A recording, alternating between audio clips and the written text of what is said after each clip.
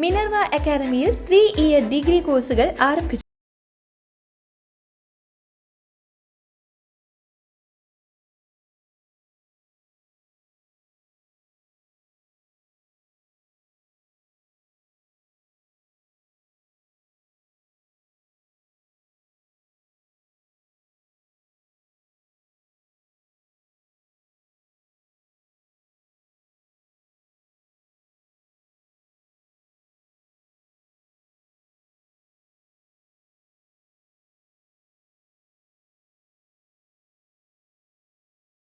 തെരഞ്ഞെടുപ്പിന് കാരണം ചതിയും വഞ്ചനയുമെന്ന മുഖ്യമന്ത്രി പിണറായി വിജയൻ നിലമ്പൂരിൽ സംഘടിപ്പിച്ച LDF തെരഞ്ഞെടുപ്പ് കൺവെൻഷൻ ഉദ്ഘാടനം ചെയ്യവേ PV അൻവറിനെ പേരെടുത്ത് പരാമർശിക്കാതെയാണ് മുഖ്യമന്ത്രി കുറ്റപ്പെടുത്തിയത്.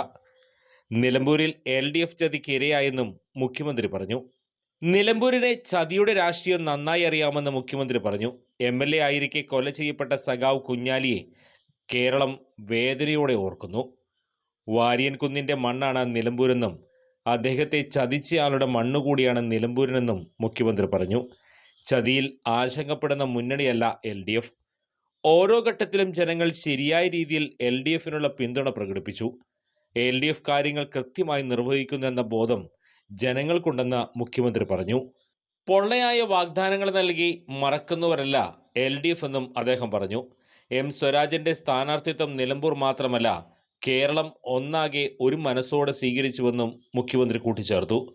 പൊതുപ്രവർത്തനം തുടങ്ങിയ നാൾ മുതൽ ക്ലീൻ ഇമേജുള്ളയാളാണ് സ്വരാജ്. ആരുടെ മുന്നിലും തലയുയർത്തി അഭിമാനത്തോടെ വോട്ട് ചോദിക്കാൻ സ്വരാജിനാവും.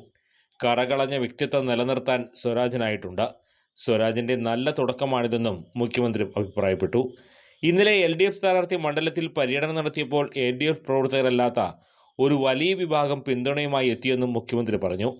LDF സർക്കാർ മൂന്നാമതും അധികാരത്തിൽ വരുമെന്നും മുഖ്യമന്ത്രി പറഞ്ഞു.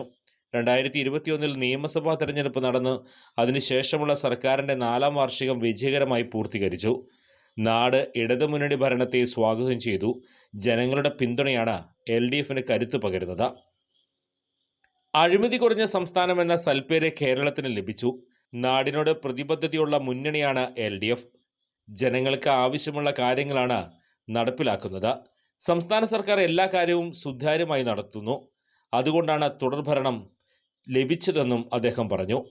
കേരളം എല്ലാ മേഖലയിലും വികസിച്ചുകൊണ്ടിരിക്കുകയാണ്. ആരോഗ്യരംഗവും പൊതുവിദ്യാഭ്യാസ രംഗവും ഒന്നിനൊന്ന് മെച്ചമാണ്.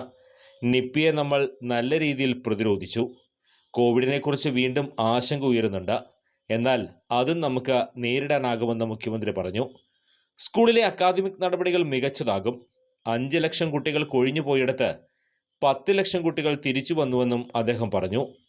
വാഗ്ദാനം നൽകുക പിന്നെ മറക്കുക എന്ന രീതി LDFനില്ലെന്ന് ജനങ്ങൾക്ക് അനുഭവത്തിലൂടെ ബോധ്യപ്പെട്ടുവെന്നും മുഖ്യമന്ത്രി പറഞ്ഞു. കൂടുതൽ വാർത്തകൾക്ക് ഞങ്ങളുടെ ചാനൽ സബ്സ്ക്രൈബ് ചെയ്യുക. ഫേസ്ബുക്ക് ഫോളോ അപ്പ് ചെയ്യുക. വാർത്തകൾ വേഗത്തിലറിയാൻ Anytime News.